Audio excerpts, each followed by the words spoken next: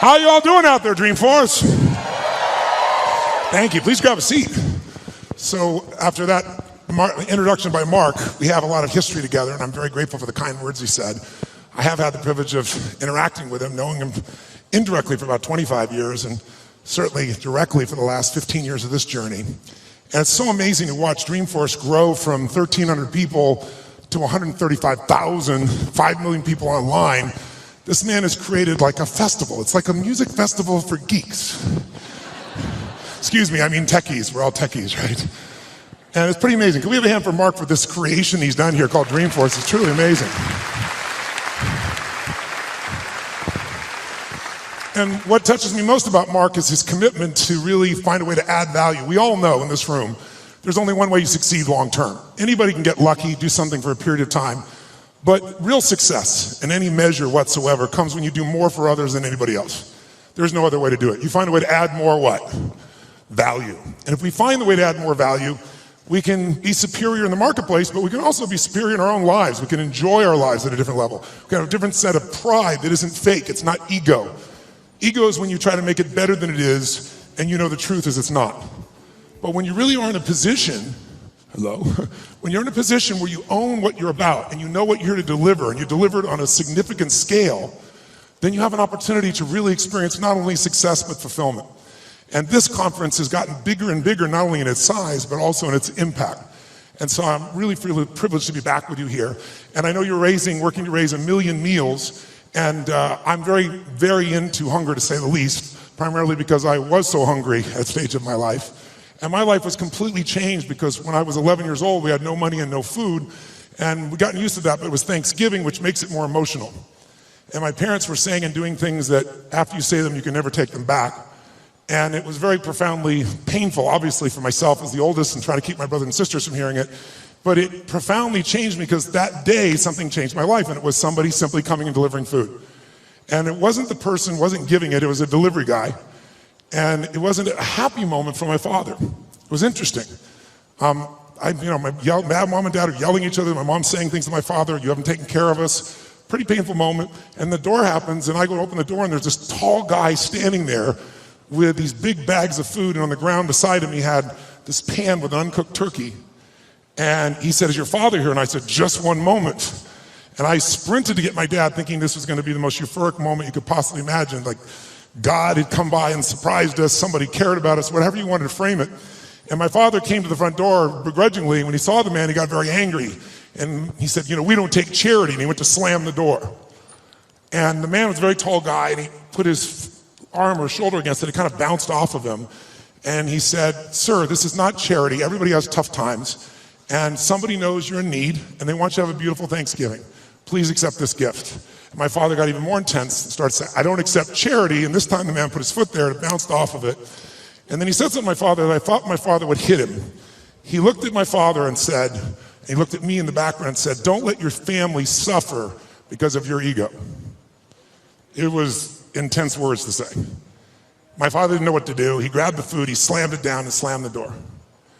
And I tell you the story because everything in our life is controlled by 3 decisions. And those 3 decisions I'd like you to look at today because I really want to deliver for you. I didn't come here to do a speech. I love Mark dearly. I really want to serve you, and you all are giving the greatest gift you have, your time. You can get your money back, but you can't get your time back. And so I really want to serve you. And I think one of the most powerful things we could do to serve you is have you become clear of what the controlling force is that's controlling the quality of your life. And you and I both know it's not the amount of money in your pocket. It's not who you know. It's not even what you've been through.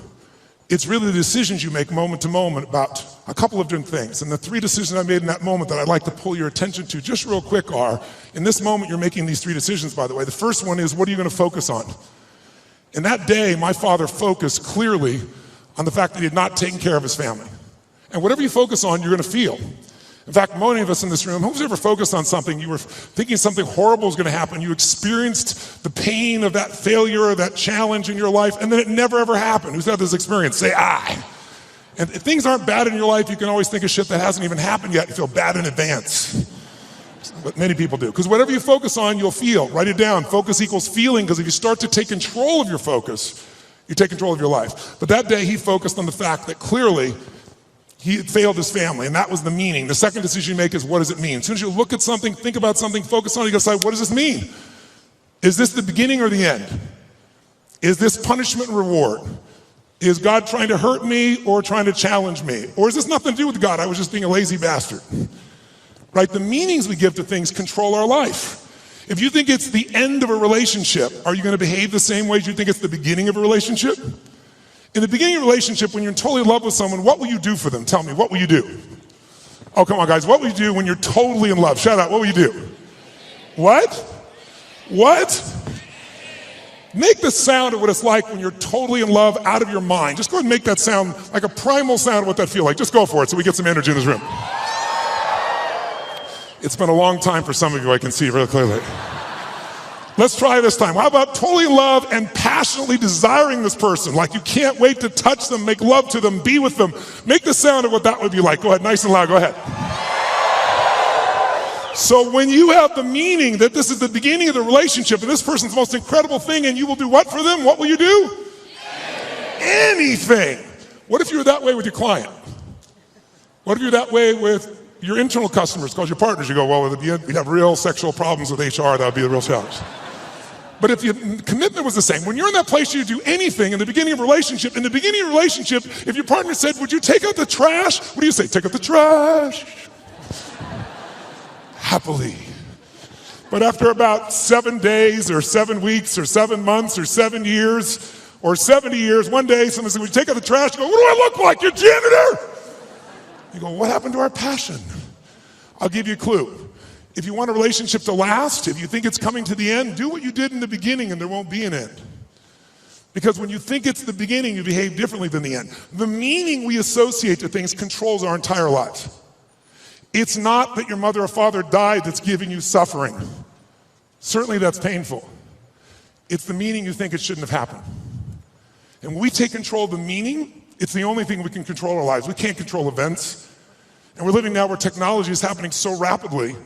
It's magnificent what it does for our lives. But we all know with that technology, our psychology is not developing as rapidly. And as a result, the world's changing. And there are a lot of us that have learned to engage with technology and use it to maximize, most people in this room. But there's lots of people who use technology to disengage, to be harmful to themselves and to other people. It's not a one-way street. So I'm interested in how to maximize the psychology side. That's why I'm sharing this with you, so you can increase both your leadership skill, but who do you have to lead first to be effective, my friends? Who? Yourself. And so good to see. What's controlling you? Well, what I'm focusing on is controlling me. You can focus on something and make yourself crazy. You can focus on something and make yourself great. In this moment, you could be worried about Ebola, because we all know it's coming. People are freaked out all over the world. 36,000 people die a year of flu, and the whole world is focused on Ebola. Because the news is not designed to inform you, it is designed to startle you. Because that's how you sell things. So if you let someone else take control of your focus, your life will be in someone else's hands. So first decision is what you're gonna focus, second meaning. My father that day focused on he hadn't taken care of his family, and the meaning was, I know what it was because he said it out loud, then I'm worthless. Now when you come up with a meaning, it produces an emotion. And if you and I want to look at the quality of our life, there's only a way to define it. One way really, that's real. How do you feel every day? If every day of your life you got $1 billion and every day you feel guilty or angry, by the way, nothing worse than an angry rich man or woman, isn't there? You just want to slap them, don't you? How do you have the right to be angry? But they find a way. But if you got $1 billion and you're angry and you're pissed off and you're guilty all the time, what is the quality of your life? Angry, pissed off, and guilty. If you have nothing, I live in Fiji a portion of the time. I have a home there and a resort there and kind of 2 families of villages there that I interact with the last 25 years. And when you go to Fiji and you walk down the street or you drive by, people jump up and they yell, "Bula, bula, bula," which means welcome, be happy, we love you. And you drive by 5 minutes later and they jump up, "Bula, bula, bula." And you're going like, what drugs are they taking? No one's paying them. But they're so happy. They're in such a different state. They've learned to focus on something else and come up with a different meaning for life. But if the meaning is it's the end, if the meaning is that you're dissing me, if the meaning is you don't care, whatever meaning we come up with, that affects the third decision, which is what am I gonna do? And what people do is based on the meaning, because the meaning creates emotion. right? You can be miserable no matter what you have, and you can be euphoric having nothing. We all know it's true. In fact, is it possible to learn to let, for example, all hell could be breaking loose around you, and you could just be sitting in a chair in this centered space, all hell breaking loose, and you could still feel great? Is that possible? Yes or no? Yes or no? Sure, but you and I live in a Western culture. Well, if you sit and bliss out, people come and take your furniture. So we have to be good at not only controlling the internal world, but our external world. And that's shaped by what we do. And what people do is based on their emotions and also their role models. So I thank you, Mark, and I thank all of you that are role models for people, where you show people that success does not mean taking, that success can mean truly growing and giving. That money, resources, and opportunity are things to be shared. They're things that are tools for a quality of life that you're able to enhance for people and for yourself and your family.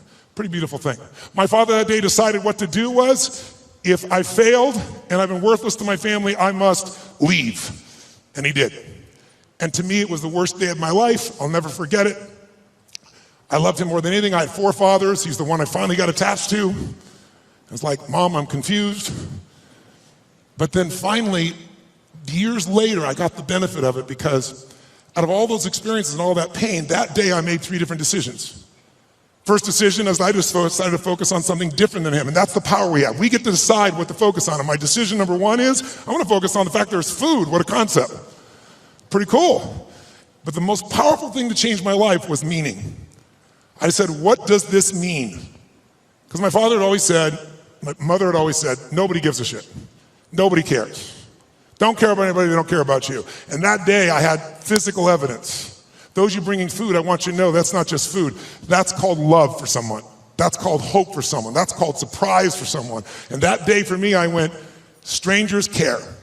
And so I started caring about strangers. And I decided someday I'm gonna do the same. So when I was 17, I've had 2 families. It was like one of the most incredible experiences of my life. I went to the grocery store, I was all excited, saved up all my money, went to the manager and said, I wanna feed 2 families, this is what I'm doing, it's not for me, give me a discount. And he gave me 10%, and I thought, cheap bastard. But I went out and I delivered this food, and ironically, I called this church and I asked in the barrio, a particular place, where are some families in need? They gave me 2 names. I put on t-shirt and jeans. I wasn't going to be acknowledged. I also didn't want someone to be insulted, because I saw what happened to my father. And I wrote a note, said, this is a note from a friend. And I said, I just want you to know, we know you're having difficult times, everyone does at times. And I want you to have a beautiful Thanksgiving. And please feel loved, take care of your family, and someday, if you can, do well enough to do this for one other family and pass it on. I put love a friend, and I had it written in Spanish as well. And I'll never forget, first place I pull up, this rotten old van, stick shift van, that I borrowed from a buddy of mine, with all these bags of food.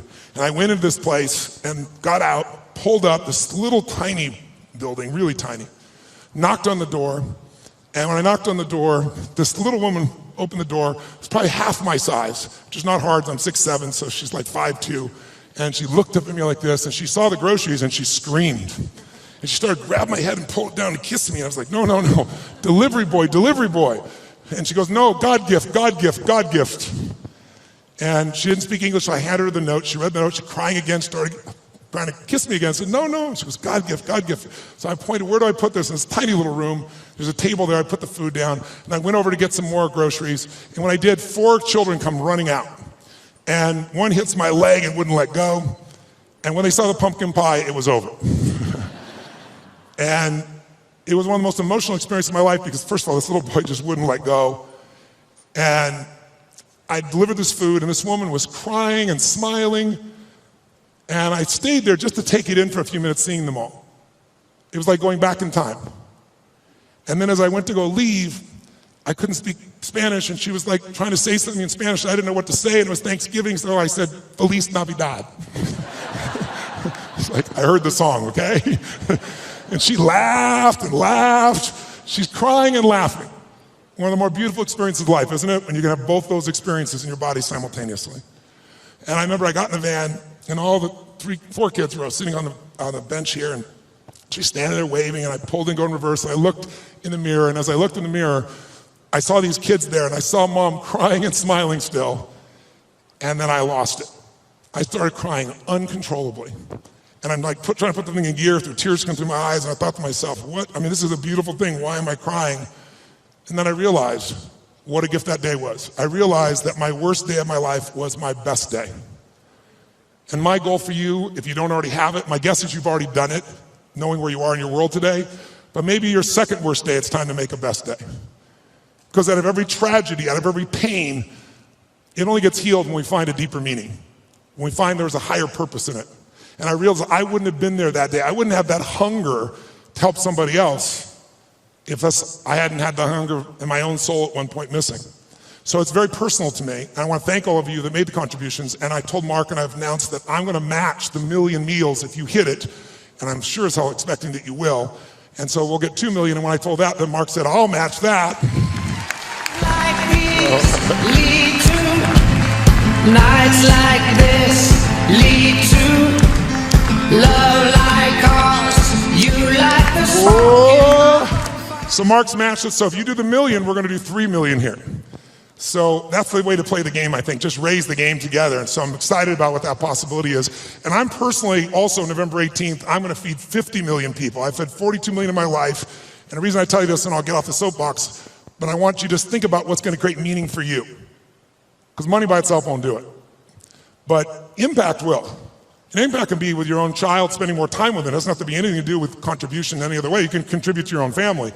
But contribution is what makes us feel fully alive. And I'm doing that because, I don't know if you're aware of it, but a year ago, last summer, Congress cut the budget for what was traditionally called food stamps by $8.7 billion. By the way, $8.7 billion is the equivalent of every family they support going without food for 1 week a month for 12 months out of the year. And all the nonprofits are trying to support that. So I'm partnering with Feeding America, and I started writing this book, and I thought, I'm going to donate all the profits of the book. I'll feed 10 million people. And then I was like, that's not enough. And I thought, well, I'll get matching donations. And I'll raise the bar, I'll get 20 million. And as time has gone by, I finally decided I'm gonna do 50 million myself, and I'm looking to raise 100 million, and that's in addition to the million I'm doing here. That's not part of it. So if you want help, you're welcome to, and Feeding America is my partner, and we're working for matching funds to get to 100 million people. I'm already to 67 million just with some friends of mine before we even launch it. But it's a goal, and why do we do it? I don't ask you to do it because it's a heavy or something. I do it because you can. Do it because it's fun. Do it because research shows that when it comes to money, buying things will never make you happy. Never. Doesn't mean you shouldn't have some nice things. I have some nice things, I'm sure you do too. But it's not going to give you happiness. Buying experiences can make you happy, by the way. People who say money doesn't matter, they don't know where to shop. Because there's some experiences you can buy that are extraordinary. Who's got some experiences, some trips, some things you've done with family or friends that will live with you for years? Who knows what I'm talking about here, right? Those things, that money can be a really valuable tool there. If you can find enough add value and have money and do those experiences, how cool. I'll tell you what else money research shows will do. People always say money doesn't matter once you get to a certain level. No, it matters that you can spend $5 a month and have more emotional juice, and it can be measured all the way down into your saliva by hormonal changes. You want to use money, not let money use you. And so another thing that'll do it is getting rid of drudgeries. Who here loves to pay for shit you don't want to do? Right? Cleaning the toilet, who likes to have someone else be able to do that if at all possible, right? Because once you do that, those drudgeries are gone. What do you get to do? You have time, and with time, you can spend more time with your passions, the things that matter for you that you can do in the world, that share in the world. And the third thing that gives people the most enjoyment out of money, just so you know, is actually giving it away. And nobody believes that until you do it. Now, if you don't give a dime out of a dollar, you're not going to give 100 million out of a billion ever. Don't kid yourself. So the place to start wherever we are. And if you do, I think you can find there's enormous enjoyment in that process. And I think you also find if there's somebody you love, you do something for, it's even more. So that's why I'm here. And I want to now make sure in the time that you're here, let's kick this in gear and let's talk about 3 things that can truly change the quality of your life. Number 1, first of all, if you make new decisions about the focus on, try this just for a moment. Just for a second, take a deep breath in. Exhale and give it a moan. That was really pathetic. Let's try that again. Deep breath in, then make it a sexual moan and thoroughly enjoy it. Oh, that was much longer and deeper. I like that. That was good. One more time. Use deep breath in and give it a moan. Now, one of the things that I want to talk to you about here tonight, this afternoon, is really simple. And that is, everyone here is in business, and there's a problem that all businesses have. We're in the most competitive environment we've ever been in. We went from, 500 million people being online to a couple billion people being online. And in the next 4 years, they're saying we're going to have 3 billion more online. That means this entire world is a bigger market. If you're the person that adds more value, it also means you're going to have more competitors than you've ever seen in your life. How many think the economic world that we're in today is going to stay the way it is? Raise your hand. Okay, one man on drugs, there's always one. Okay. How many think that the economic environment's going to go through seasons? We're going to have some more ups and downs as we adjust to what's happening in the world here. Say I. Well, then if we know that, our goal, you and I as leaders, should be to anticipate that. In fact, everyone in this room is a leader of something, whether you're the leader of the company or whether you're a leader of a department or whether you're a parent or hopefully you're a leader and not a follower. If you're a leader, you've got to exercise that skill. And so I want to talk to you about that and one of the most important skills at that. But most people don't exercise that leadership because they're dropping behind in their skill sets. And I'll give you an example of what I mean. How many of you in this room, I want an honest answer. I'd like you to yell the answer and raise your hand if you would, please. How many of you in this room have ever experienced the absolute total humiliation of playing a video game against a child? Scream I if you've done this experience. Oh, come on, let me hear you. What happens when you play the child? Who always wins? Come on, who wins? Always. Why? Is it because they're faster? Is it they're smarter? They're younger? Their neurons are functioning at a quicker tempo? Here's how it usually works. You're a mother or father, you're an uncle or an aunt, your grandfather or grandmother, you're a friend of the family, you're looking for a gift. We live in a tech world, in a world where today children play with an iPad and learn how to use it before they know how to tie their shoes. How different is that world? I was with Mark yesterday with his daughter for her six-year-old birthday, and we're talking about things, and she's got these Legos, and a friend of ours says, oh, my 6-year-old goes on the iPad, searches on YouTube for videos on how to build cool stuff using Legos, and starts to study how to build all these structures. That's the world we're in that our kids are in at 6 years old. And imagine what else they're searching for and finding at 6 years old. It's a wild, wild world. So here we are with this technology, and most of us are not seeing what it's doing for us. So you sit down with this child who's high tech, you're not. Even the techies in this room aren't usually as gamers. I know there are plenty of gamers in the room, but there's plenty of not. And then what does the child do? The child says, oh, come on. You go, look, I'm not good at this. This is for you. Come on, uncle. Come on, auntie.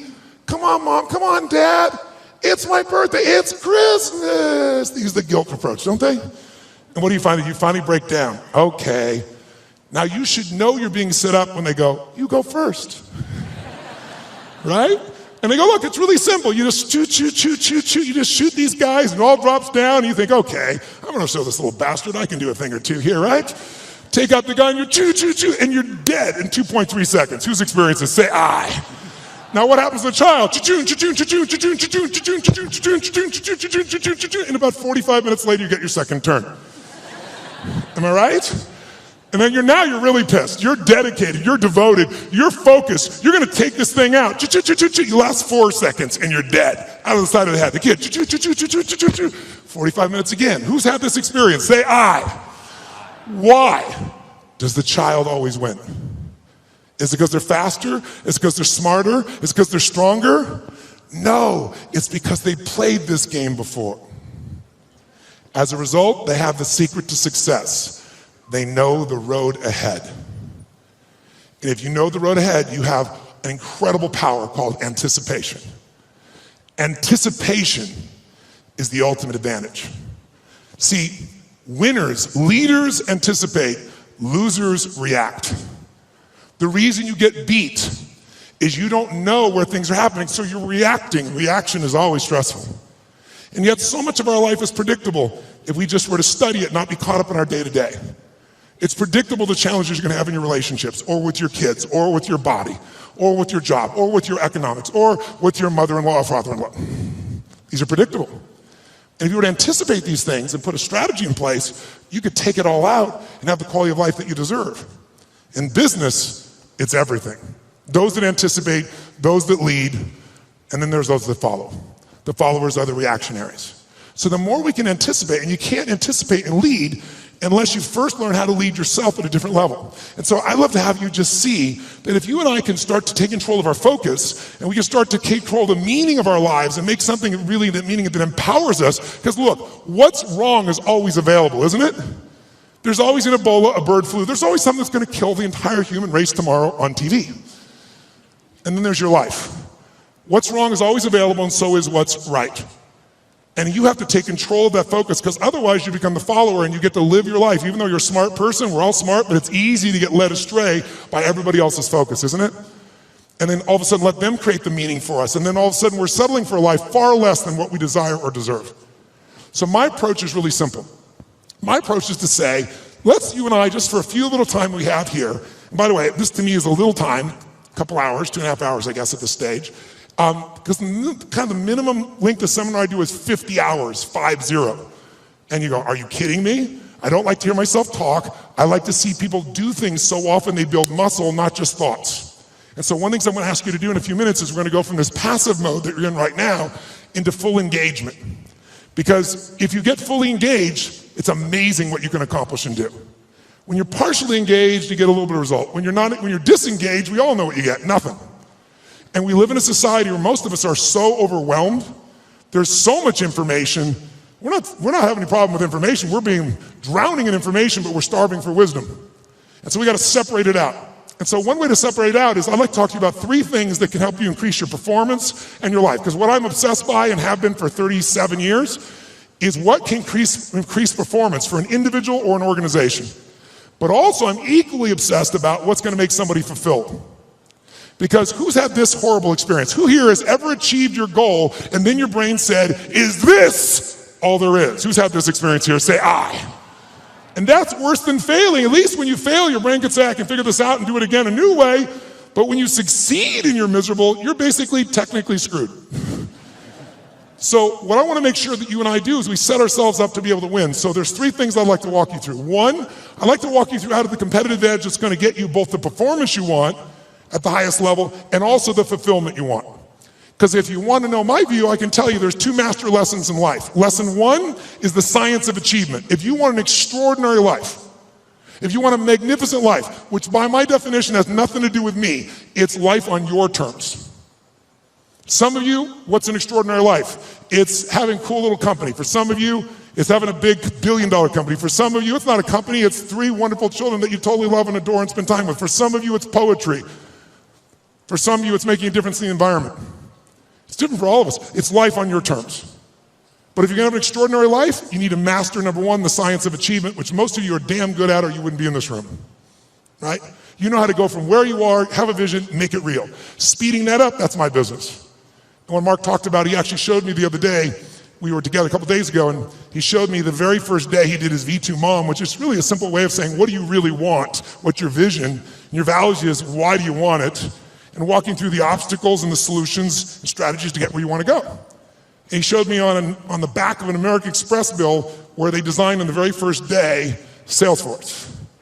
And there you see that day where he engaged. He engaged in his vision instead of settling for a life that someone else had designed. He had a great life, extraordinary life. Top guy at Oracle, working for one of the most brilliant people on the face of the earth. Can you imagine how hard it would be to leave there and start something from scratch? But he had something larger that he wanted.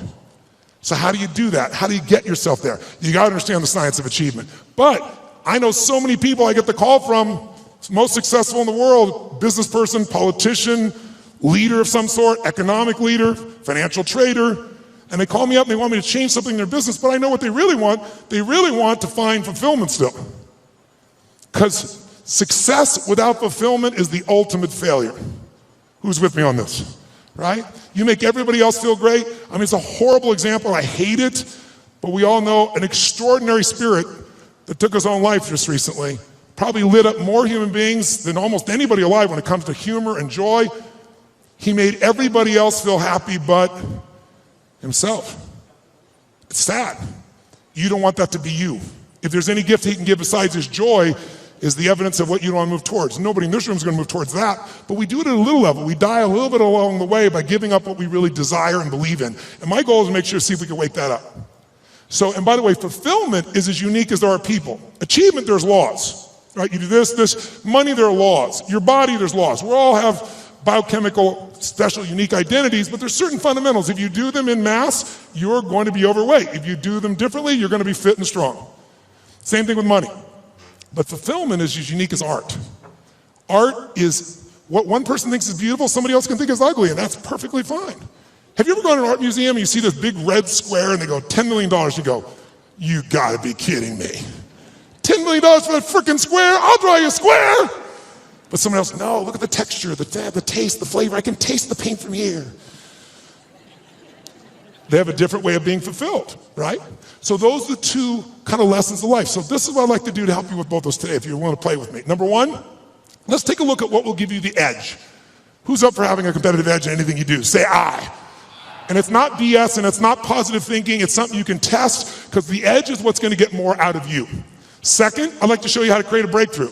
Who here has an area of your life where there's something you've struggled with for a while, and you're sick of struggling with it, and you're sick of making excuses, and you want to actually change it today? Who's got one of those in your life? Say I. If you want to play full out, I can show you that. And the third element really affects the other two, and it's really the one that affects business and life, and that's the power of engagement. All of these are tied to engagement. And I'll tell you what triggered me on this, is thinking about how could I add the most value here. And engagement is one of those, new flash words in the corporate culture we all hear about, full engagement, partial engagement. But it's really true, engagement plays such a huge role, and some of the studies that are out right now are mind-boggling. Have you seen the recent studies that they've done? 142 countries, asking workers around the world, how would you describe yourself? Fully engaged, partially engaged, disengaged, aggressively disengaged. And guess what they found out? Throw it up there. Around the world, in 142 countries, they found out that 13% of employees worldwide said they were actually engaged in their work. Now, for us in this room, you'd say that's absurd, there's something wrong with the survey. Well, you'd be right. In a room like this, it's full engagement, or at least a lot fuller engagement. America has the highest engagement of any country in the world, it's 29%, which sounds so much better when you hear 13. So which would you rather have, a punch in the face or a kick in the stomach? But let's flip that around and say, what does that really mean? It means 71% of people are disengaged at work in the richest, most powerful, most influential country in the world. It's mind-boggling. Now, if it was only one study, you'd say, it was a partial, but you can see study after study coming up with similar numbers, slightly off, but pretty much the same ratios. Now, here's what's really interesting. Of those 71%, there's a group in there, about 24% of them, that are actively disengaged. You know what that means? That means they hate what they do, and they hate you. Now, this is pretty important, isn't it? They hate what they do, they hate you, and they will actively work to disempower the organization. Who has ever bumped into one of these humans? Raise your hand, say I. Okay, so when you bump into these humans, it's not usually a pleasant experience, and we all know they're out there. And by the way, how much damage can they do in a world that has, social media everywhere, where good news travels fast and bad news travels faster, and people don't care what the truth is afterwards. It's a cool story, it makes it go. So this is an area that if you're going to change your business, you got to make a difference. So here's what I'm looking at. What makes the difference in people? What makes the difference in an organization? And I would submit to you that it isn't getting a head start. You can find individuals who you give everything to. You can love on them, give them a great education, they get a great economic background, and can spend the rest of their life going in and out of rehab. Who's seen this before, knows what I'm talking about? Say I. On the other hand, you see people that life's kicked in the face, somebody's been abused mentally, emotionally, physically, you name it, and they become the Oprahs of the world. So it's certainly not, advantage does not come because you were given something. And by the way, in business, advantage doesn't come because you have most resources. Companies with most resources don't win. The most resourceful companies win. The most resourceful companies are the ones where employees are the most engaged. And it's statistically proven. You look around and you say, who had the lead? Well, before YouTube, there was Vimeo. They had a year jump. Pretty much the same technology, just didn't engage as many people. Before Google, there was, what happened, Yahoo? If you're out there, what the hell happened to you people? Right? Before Facebook, there was, what happened to MySpace? Facebook was more engaging. Engagement is really the new factor. Being able to be fully engaged. And by the way, in your intimate relationship, how important is engagement? Some guys go, very important, I'm gonna put it off as long as I can. No, I don't mean that. Full engagement in that area is going to determine the level of fulfillment you have or don't have in a relationship, right? The more engaged somebody feels that you are with them, the more energy you have, the more connection you have, the more aliveness you have. So part of what I'd like to kind of experiment with here is kind of discover what creates engagement for real with you, what creates disengagement, because these are huge factors. Because if you understand what they are, your level of performance, your level of results, your level of leadership, your level of joy will change very, very radically. Who's with me that engagement is not just a term, but something that can make a difference in your body? Let me see a show of hands, say I. Now, I'm asking for your hand raised for some engagement. Because here's what research shows. If you listen to me passively as I'm talking here, guess what? Within a month, if you just listen, sit passively, which most of you are doing, there's nothing wrong with it, it's what you've been doing your whole life, what you've been taught to do, you'll remember about 10% of what I say 2 months from now, which basically means you wasted your time today and I wasted mine. 10%. How many came here because you want to learn something, do something, change something, make something stronger or better? Say I. If that's true, then if all you do is take notes, which I don't see anyone barely doing, oh, thank you very much, a few of you. I stand corrected. Then nudge the people on either side. What's wrong with you, bitch? Come on, where's the notes? Right? Because I don't know anybody who's got that great a memory. In my entire life, I've kept journals. Because here's what I learned early on. Writing it down, if I never look back and read it again, the physical act of writing it down drives the groove deeper. Repetition is the mother of skill. You look at anyone who's masterful, why are they masterful? Why can LeBron James do what he can do? Because he's done it a few million times, right?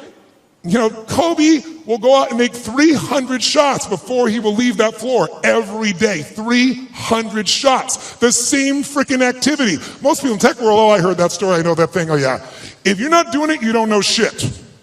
You understand. And understanding in $3 will almost get you a Starbucks. If you're gonna master something, you need to get the repetition where you get it in your body and you bring emotion to it, and enough motion, enough repetition, it gets in your body, and now it becomes physical mastery where you don't think about it and you just do it. Mastery is tying your shoes. Most of you can do this, chew on some gum, send a text simultaneously. Not some people leave their tongue out while they're doing it, but you get the idea. If you do something enough, and you're confident enough, you're certain enough it's in your body, that's mastery. So I'd like to see if we couldn't get to a different level of mastery in this. And what I'm gonna ask you to do is, by the way, if you listen and take notes, just write those notes down or you type them in, whatever you do, research shows you'll retain about 40 to 50% of what's been said. For the future, I'd highly engage or encourage you to do that. Now might be a good time. And then the third most powerful one is if you physically engage your body. If you ask you a question, yell back the answer. Or in a few minutes, I'm gonna ask you to actively engage in a different level, engage with each other, do some crazy things you wouldn't normally do. What that does, it brings up engagement, 80, 90% retention, because now it's not just a thought or a right, it's a feeling in your body as well. And if you do that, you're gonna retain it. Who's up for doing more and holding on to more? Say I. Then to do that, I'm gonna ask a couple things. One is if I ask you a question, please yell out the answer. You're already doing that, you're being very kind, but don't be kind anymore. Do it with more passion and intensity. Because I'm not gonna ask you questions you don't know the answer to, because I want you to feel good about yourself. But if you yell out the answer, you'll activate your body's nervous system. Make sense? And the more you activate, the more energy you'll have. We live in a passive society, and if we're gonna engage, by the way, the companies that engage, the companies that have records of 24 at the top 25% in the country, highest levels of engagement of employees, companies like Google, companies like Salesforce, companies like Apple, companies like Facebook. And by the way, guess what all the research shows? 22% more profitability, almost one for one. For every percentage of increased engagement, you almost get an increase of profitability. But I would argue you get that in your personal life as well. The more engaged you are, the more the other person will become engaged. You want to get somebody engaged? You get engaged. Think about it. Everyone in this room is a leader. What's our job to do as a leader? Our job is maximize resources, right? How do we take whatever resource and get more out of it? Ourselves, other people, our economics, our business, our technology. That's the job of a leader. But you can't maximize resources if you don't have full engagement. So I'd like to see if we could increase that. And so one simple way of doing that, increasing that engagement, is to start with us. Because by the way, are you going to engage other people if you're not engaged? Yes or no? Yes or no? Are you going to be able to touch other people if you're not touched? Are you going to move other people if you're not moved? And so, by the way, here's the problem. How many of you wake up, you have certain days you wake up and you think to yourself, today, I don't want to talk to any people. Who in this room has days like this where you don't want to talk to anybody here? Say I. Oh, come on, say it with some energy, I. But as a professional, you got to do that most times. And if you fake it, do people feel it? So I want to show you some ways to change it. But here's the reward of engagement. If you can become a person and engage others, you will now become an extraordinary leader, not a mediocre or good one. As far as I'm concerned, good is the enemy of great, as corny as it sounds. So think about it. I'll give you an example of this book that I did. I did this book because back in 2008, I felt like I was back in my childhood. Everybody around me was suffering. And I hate suffering. Most of the skills I develop is because I want to take somebody who's suffering and take them to a place where they have joy and aliveness and health and vitality and abundance or whatever I can do to help. And so I've got the guy that cuts my hair, my barber is like, his kid can't go to college, he's lost half what he's got to do, a billionaire client of mine. is no longer a billionaire, and he's feeling equally bad, he thinks, but suffering is suffering in somebody's mind, right? And so I thought to myself, something's got to be done. And then, like most of us, I said, somebody's going to do something. And in 2010, when things actually got worse and the system wasn't changed, I started reading everything I could read, started watching everything I could watch, and I watched a documentary called Inside Job. Anybody here see Inside Job? If you didn't see it, it was Matt Damon did the documentary on it, and it won the Academy Award. And it actually walked through systematically and showed how the entire world economic experience, our entire economy as a world, was almost destroyed by a few people, and they identified who they were, how they did it, they documented it all, and then they showed what happened to them. And what happened to them, does anybody know? No, not nothing. Nothing would have been a reward compared to what they should have got. They were actually put in charge of the turnaround. And they were given your money and mine.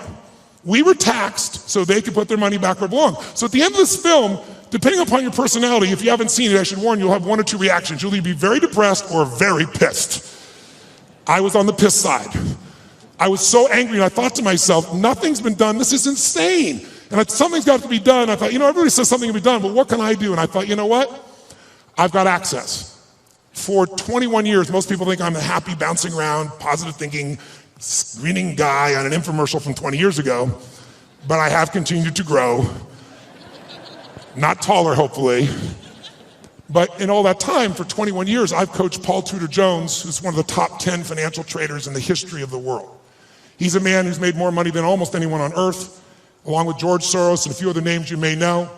But Paul's really unique in that Paul found himself in a position that in 1987, when the stock market crashed, the largest percentage in a day still to this day, he made 20% when the whole world was losing everything.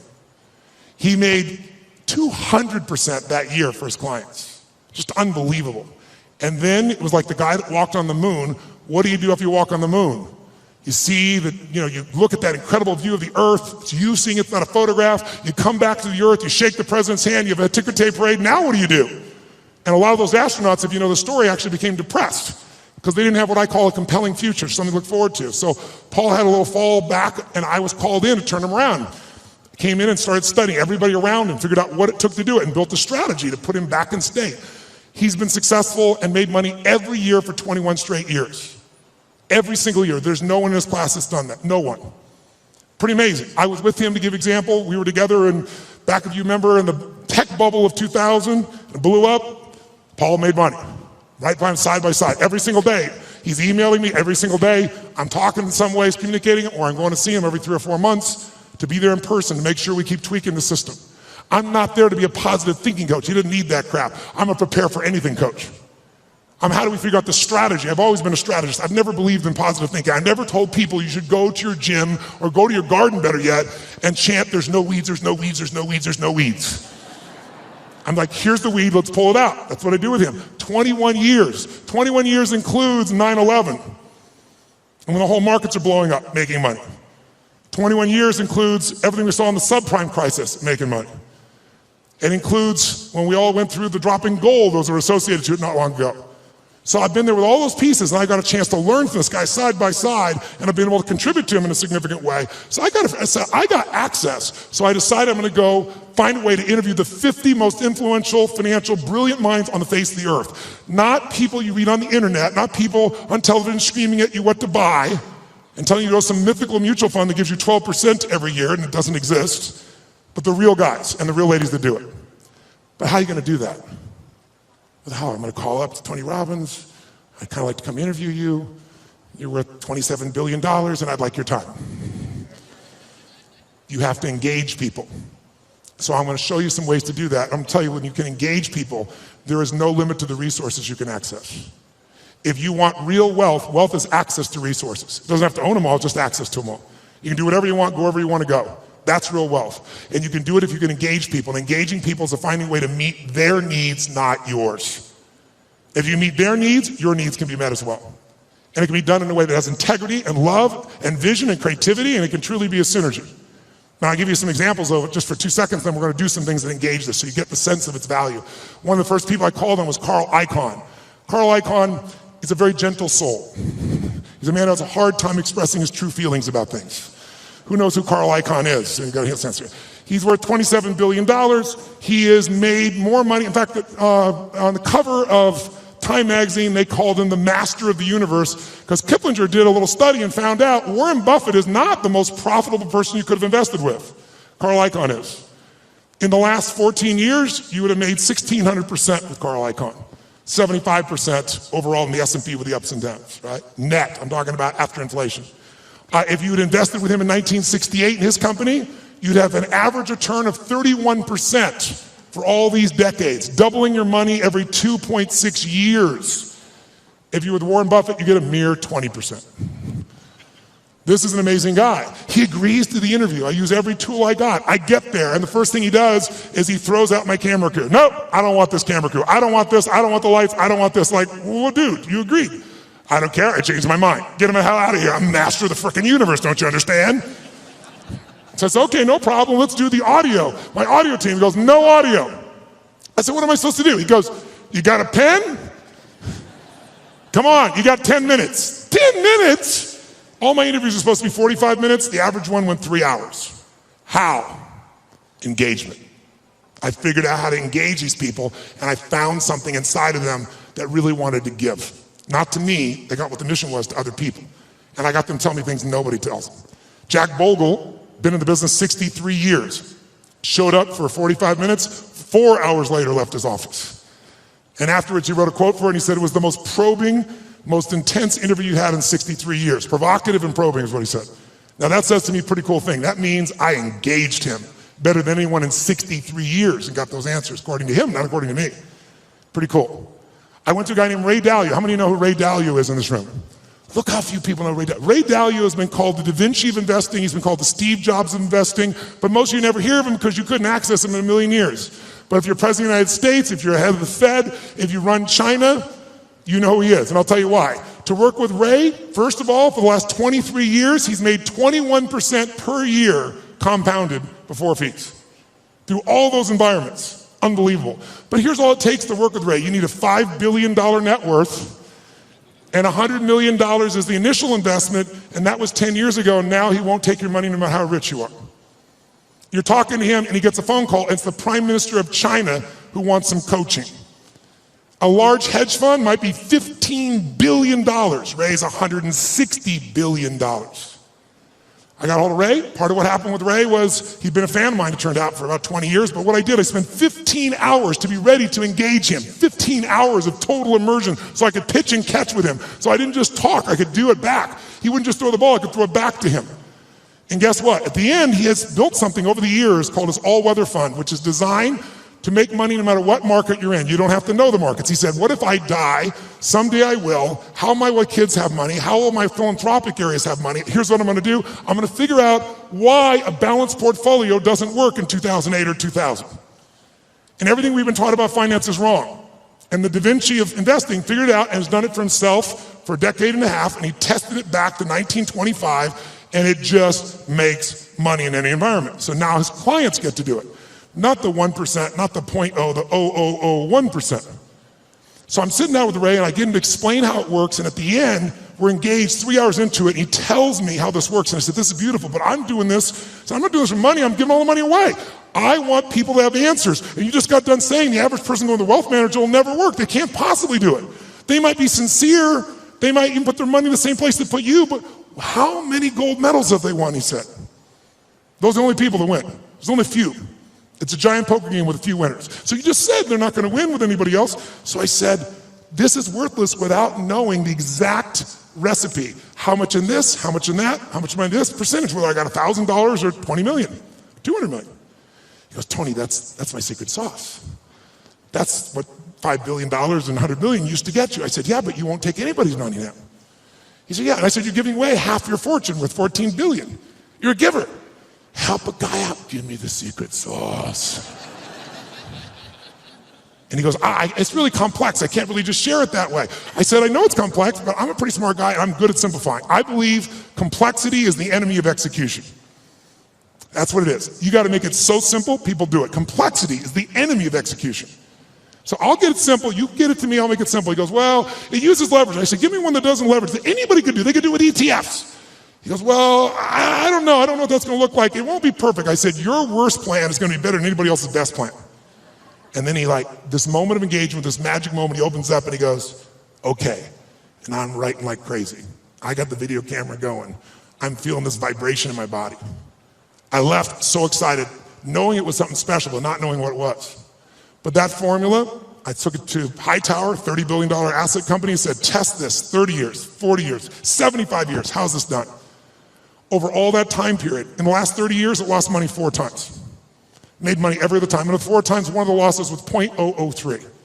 So it really practically lost money 3 times. You know what the average loss was? 1.9%. But the average gain, just under 10, all in.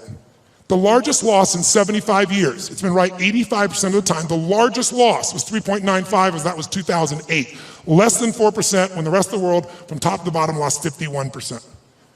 It's in my book, by the way. And so a bunch of my partners are like, hey, this is a business. Don't put that shit in the book. And I said, you know what, it is a great business. We can help people do it if they want to do it, but it wasn't offered in that spirit, so it's there. I tell you this because I want you to understand with engagement, you can get anything. But engagement, I want you to define it, I want you to experience it. And so what's the first thing that allows you to engage somebody? What's the number one thing? Right now, if I said to you, what is it? How many think Mark is a fairly engaging guy without blowing smoke? How many have to say this guy's pretty damn engaging? Say I. What makes him engaging? What makes somebody you find engaging? What makes them engaging to you? What is it about them? Think about it. Say it out loud. What makes somebody engaging? They're positive. What's that? Eye contact makes somebody engaging. She's talking about another level of engagement. I can feel it right now. What else creates somebody engaging? Come on. Smile. What else makes them engaging? Energy. Passion. Talking the truth instead of what you want to hear. Who loves someone who will tell you the damn truth in the world we do? The world, not even reality television is freaking real anymore, right? Raw and real may not sound good, but it sure feels good because you know it's there. Sincerity, when you feel like somebody, how about caring? When you feel like somebody truly cares about you, does that make you engage more? Right? What makes something disengaging to you? What makes you disengage with someone? Lying, when you can't trust them? Arrogance, when they try to control you? What disengages you? When they come up to hit on you and they're not even committed, you're like the 12th person and you can feel it. When they're insincere, disengages you. What's that? When the communication or the relationship is one-sided, totally disengages you, doesn't it? Inauthenticity. Whereas authentic does engage you, doesn't it? Right? Oh, what's that? Yes, when they're on their phone talking to you while they're also doing something else. How many love this experience? And yet we've made it culturally okay, depending upon what generation you're in. Depends on how your mindset is and where you live in the world, I guess, to some extent. But all the things you said are true. When you feel that someone cares about you, is interested in you, is sincere with you, shares the same interests, is trying to accomplish something, if there's that caring, sincerity, mission, passion, is passion something engages you, yes or no? And then disengagement's the opposite. But all of them start with one thing that I want to do right now so we can shift this gear, because you've been sitting way too long and so quietly, you've been so nice, but this passive learning has got to end now. I just did it so it wouldn't feel jolting when we began. Now we can step into the real game. And here's how I want to do that. First of all, energy. Energy is the base. How many agree energy is engaging? Say I. If you want to change something in your life and you are what I call energy poor, low energy, are you going to follow through, yes or no? You love your husband or wife, but you're exhausted. Love you, okay. There is no passion. There is no intimacy without energy, am I right? You're not going to go to build a business without energy. You see this crazy man, he's filled with energy, day and night and day. It's Richard Branson. How much energy does that man have? He's insane in his energy. Anybody I've ever met who really has this compelling ability to engage with people, it's energy. But are they born with it? Some maybe, most not. Because I've interviewed them, I've seen them. And I also see some of them like Richard. Richard is a ball of fire of energy, and then he's not. He's actually a very internal guy in many ways. He's external when he wants to go do something. He's crazy and willing to risk his life. Not in business. In business, he goes, okay, I'm going to take Virgin and make Virgin Airways, so how can I lose? Oh, I'm going to make a deal with Boeing that if they fail, I get to give them the jets back. That's how he thinks. In his life, let me go in the middle of a balloon in the middle of the sky and hope shit happens. The point is, engaging people have that kind of energy. It doesn't matter who they are, where they have that kind of experience. So what you and I got to do is we got to tap that out. So how many of you have had times when you were in the flow, where energy was going through you? Like you didn't have to think about it. The right thing was said, the right thing came out of you. Who's been in this place before? Say I. Oh, come on, say I. Who's ever had a time where you did something and after you did it, you thought, I can't believe I said that. I can't believe I did that. That was so stupid. Who's done this before? Say I. Who's done something where after you did it, you went, That was me. I don't know how I did that shit. That was cool shit. Who's ever impressed yourself? Say I. Now you're the same person. How come one situation you're an idiot, the other one you're brilliant? Who's ever forgotten how to spell your own, or how to remember, let's say, your own email or your home phone number, or how to spell a difficult word like the? Let me see your hands here.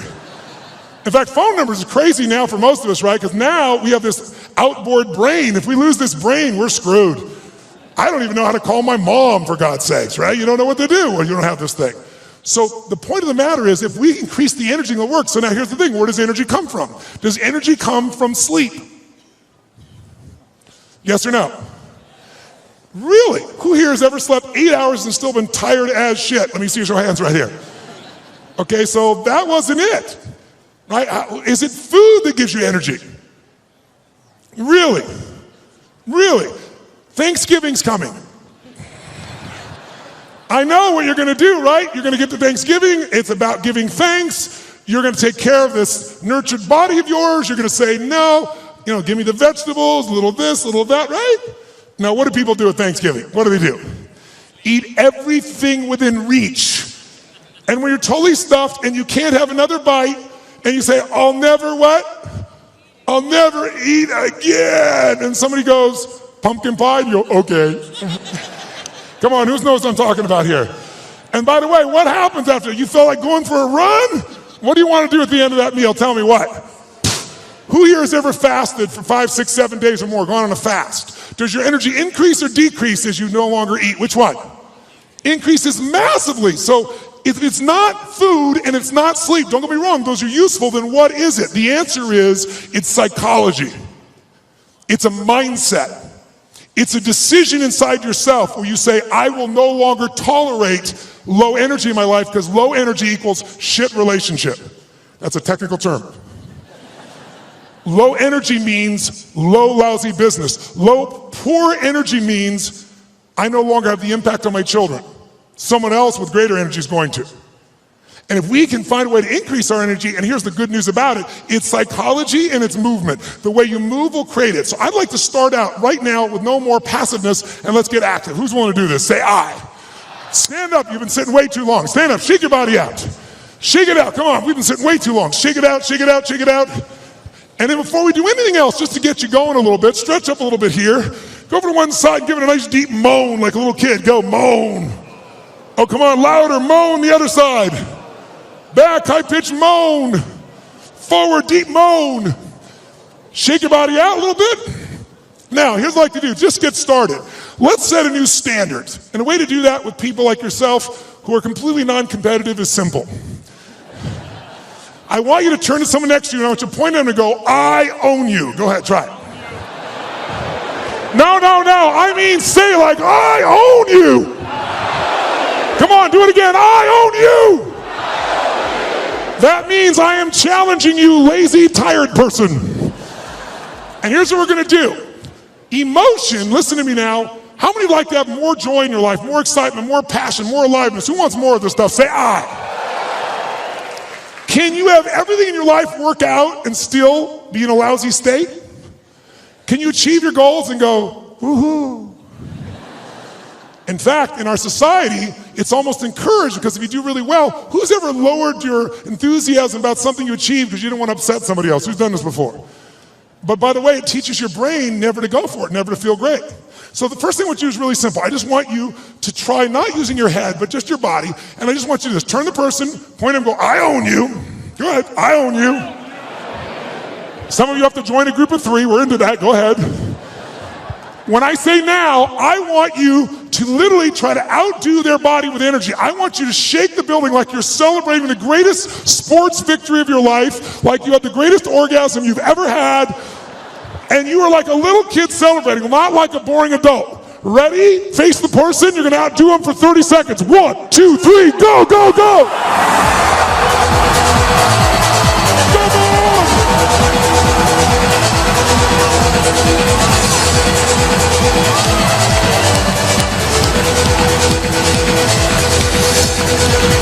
Come on. Come on. Come on.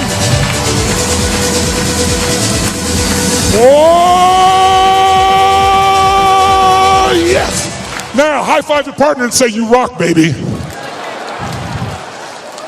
Now, does that feel better, yes or no? I got a question for you. When you feel better, do you treat other people better or worse? When you feel better, you perform at a higher level or a lower level? When you feel better, you're a better lover or a lesser lover?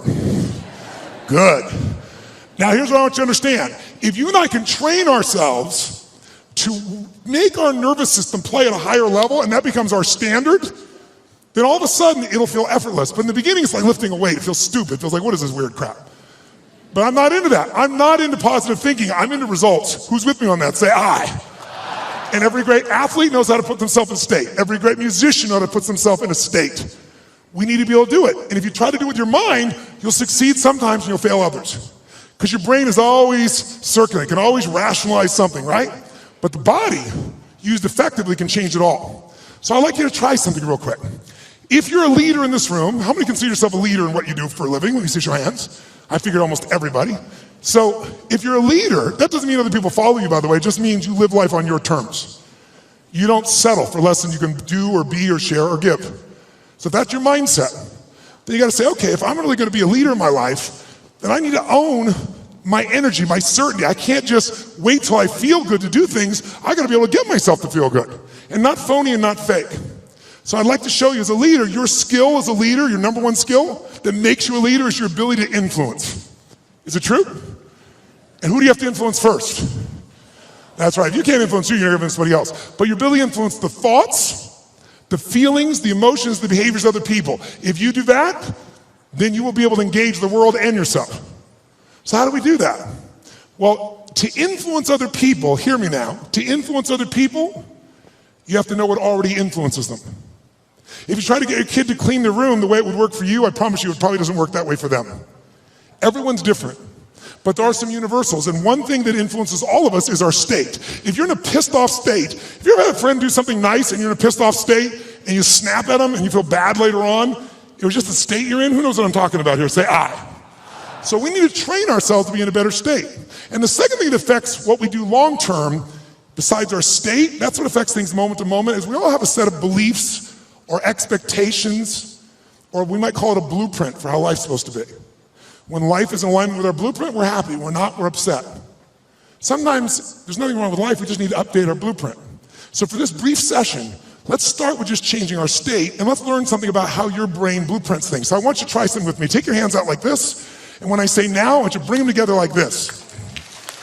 When I say now. Thank you. All right, ready? Now. Ready? You can hear the entrepreneurs in the room. They're not waiting, baby. I'm going. I'm ready. I love it. Now. Ready? Now. Ready? Now. Keep your hands together. 32 years of research in 160 countries shows something really simple. As often as you pull your hands apart and bring them back together, if I don't mention it, you will always run the same pattern with the same thumb on top. In fact, notice which one it is. And I like, just try it, see what happens. Do it again. Ready? Go. Ready? Go. Ready? Go. Ready? Change thumbs. Go. What's that look on your face? Why does your face look like that? How many feel like this feels a little weird to change thumbs? Let me see if Joe's hands here. Right? Now, try it again. Do it the normal way. Watch how good you feel. Ready? Go. Ready? Go. Yeah, I'm good at this shit. I can do this. Try it the other way. Ready? Opposite thumb. Doesn't look, your faces look really bizarre right now. Now, some of you say, I want to change my business, I want to change my life, but you're really upset about the thumb move. We're really having some problems here. Let's go back to your normal way one more time. Ready? Go. Ready, go. Keep your hands together. Truly, 32 years of research has found something interesting about the pattern of how you hold your hands when they come together. If your left thumb is on top of your right thumb, then the driving force in your psychology is the desire for sex, and you're an incredible lover.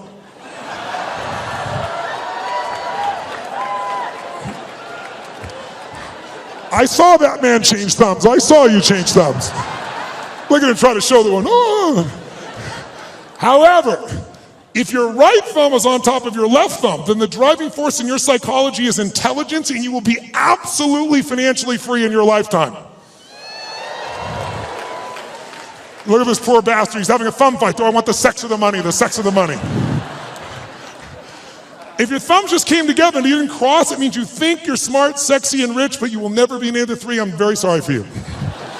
This has nothing to do with anything. We're just engaging your body. So shake your body out. Shake it out. And here's what we're going to do right now. We're going to go engage each other. How many believe that engagement makes a difference in the quality of your life? How many buy that? Say aye. How many think engagement makes a difference in how happy you are? Say aye. If you think engagement will affect your business, say aye.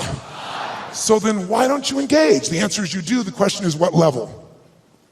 Right? We all engage. Do you engage at a low level, a deep level? Do you engage the mind? Do you engage your own mind and heart?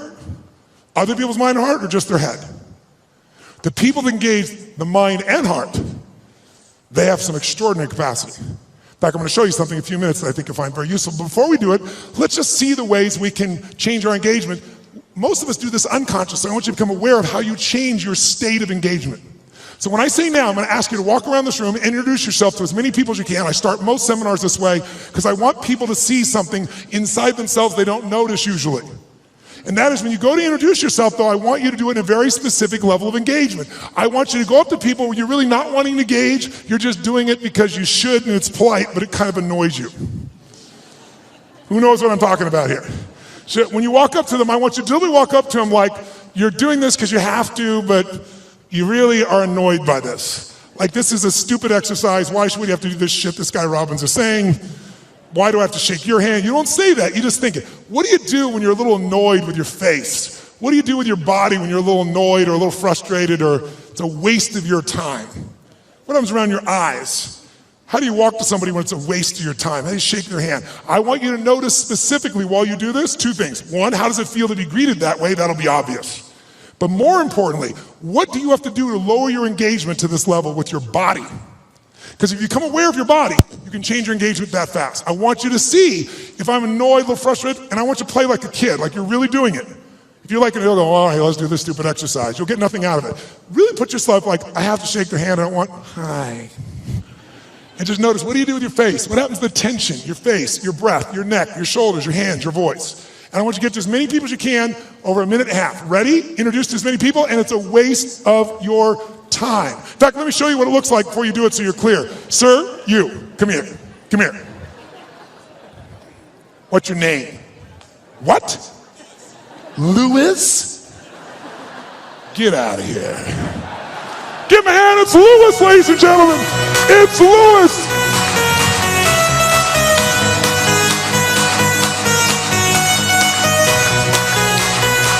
Oh!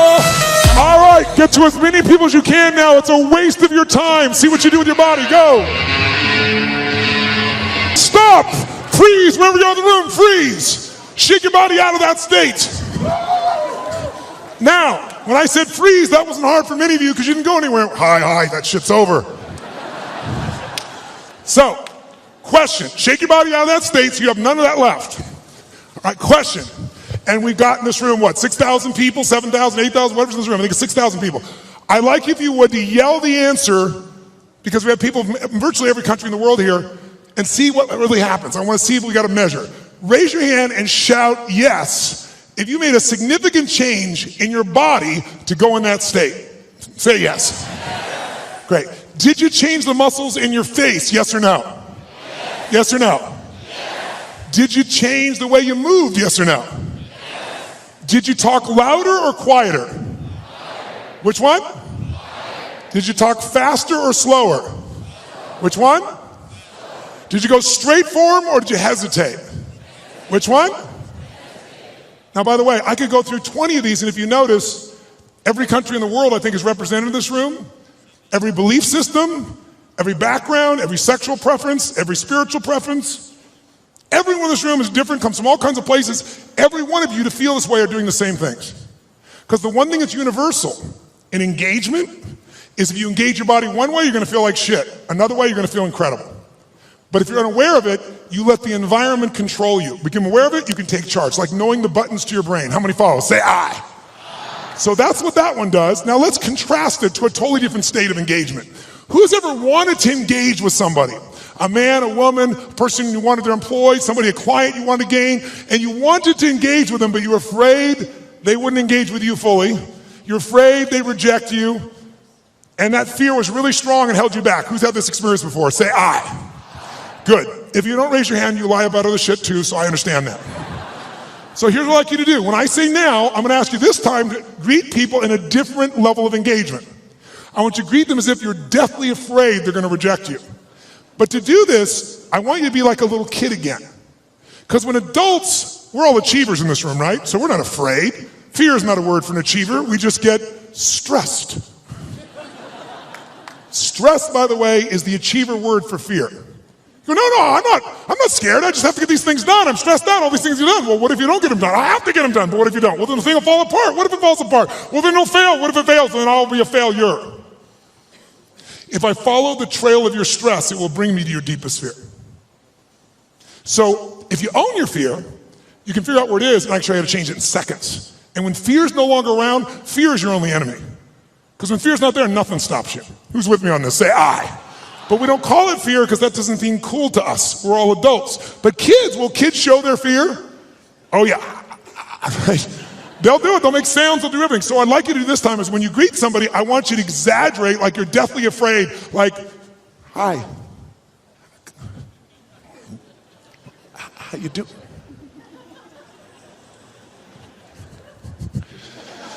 I want you to exaggerate it so you'd see what you're doing on a very subtle level underneath. I'll show you an example. Who's ever watched the Winter Olympics on television and you're in your chair and watching somebody snowboarding or skiing, and as you're watching, feel yourself doing this? Who knows what I'm talking about here? Say I. So I'm going to ask you to exaggerate so you notice it. So please play full out. It's the only way you're going to see what you do, and see what do you do differently with your face, your voice, your body when you're really afraid. And it'll show you contrast. Just for 1 minute. As many people as you can, totally exaggerate. You're deathly afraid. Go. Greet them, greet them, greet them.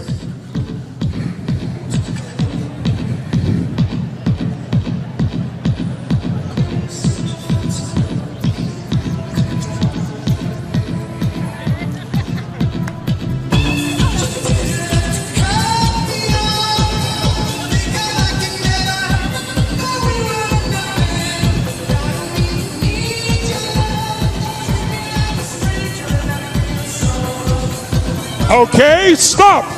Shake your body out, shake your body out. Now, nice and loud, did you use your body differently to go in this state? Yes or no? Yes. Did you use the muscles in your face differently? Yes or no, please? Yes. Say it again. Yes. Did you talk louder or quieter than you were annoyed? Which one? Faster or even slower? Did you go for them faster or hesitate even more? Yes. Was there tension in your body? Where? Yes. Now notice, you're hearing the exact same answer from me. I didn't tell you to do that with your body. I told you to be afraid, but you did the same thing with your body. We're all unique, but you have this gift that our Creator's given us called the nervous system. Use it one way, you'll feel afraid. Use another way, you'll be annoyed. Use another way, you can feel incredible. So let's find that. Shake your body out one more time. Shake it out like a little kid. This time when you go to greet people though, how many of you in this room own your own business? Let me see your hands. Own your own company. Let me see your hands. How many of you are leaders in a company where you have to lead and influence significant numbers of people? Good. How many of you in this room are parents? Let me see your hands. Good. How many of you in this room have a relationship with a human? Let me see your hands.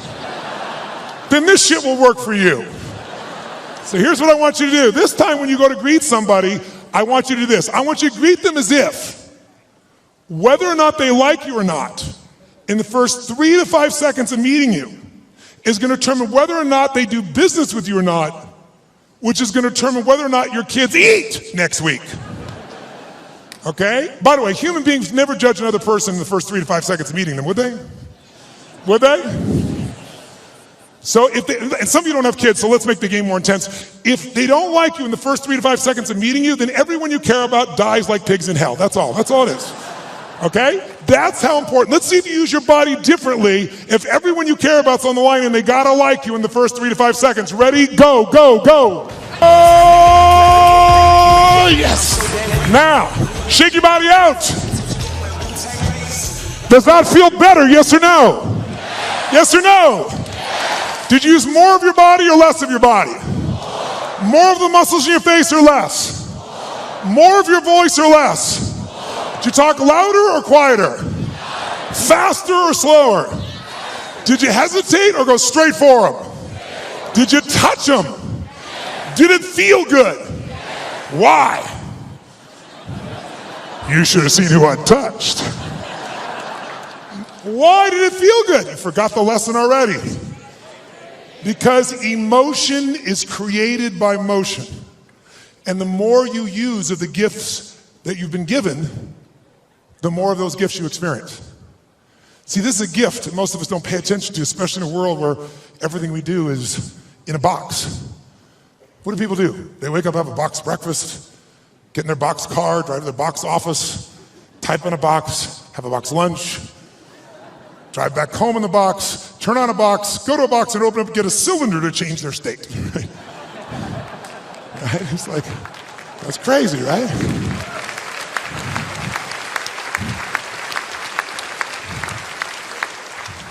But if you and I use our body differently, we're going to think and feel differently. Do you feel more engaged or less right now? Which one? Did you engage others more or less? Now, by the way, was that the best way you could greet someone? By the way, did that feel, first of all, did that feel good? Yes or no? Make some noise if you enjoyed that feeling. Come on, make some noise. Right. So, question, was that the best greeting you're capable of giving a total stranger? Yes or no? Yes or no? Yes or no? Wow, listen, you hear some yeses and some nos. If you're saying no, that's not the best you could do, should we review the experience here for you? We said if you don't give your best, everyone you care about dies like pigs in hell, and you still didn't give your best. We need to talk. If you said no, I respect you. You know why? Because if you said no, that wasn't my best, you were being truly truthful, because whenever we get to what we think our best is, what do we always find? There's always what? Come on, guys. There's another level. Is it true? So if you said no, I respect you. So I'm going to ask you to take it up one more level. You say, what are we going to do? Get naked? No, no, no, no. What I want you this time is I want you to greet people as if they're your best, last person on earth you love, you've missed, your best friend, your lover. Be like, oh my God, look, it's Mary. There she is. Oh my God. Oh, wow.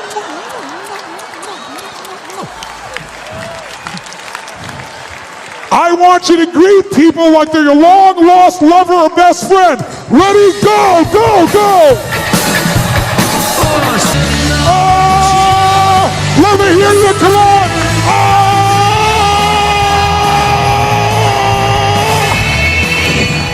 Now, shake your body out.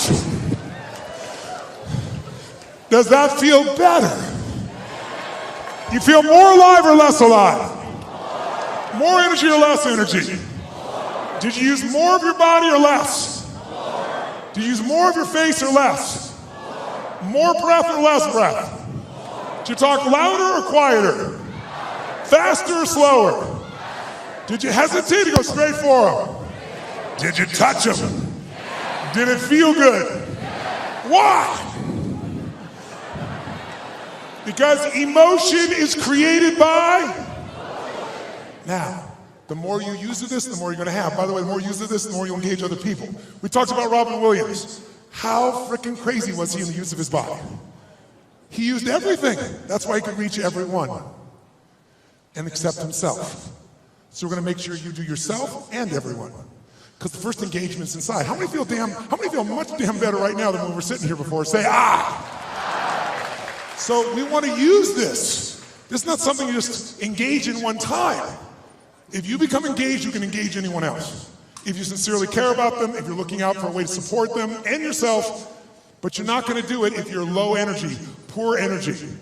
You want to be energy rich. Now, if you do this and you sit down and you don't drop out of state, This energy is still available to you once you turn it on. How many, by the way, feel like sitting down right now? How many feel like rocking and doing something? Let me see your hand. Say, ah. Because life is momentum, isn't it?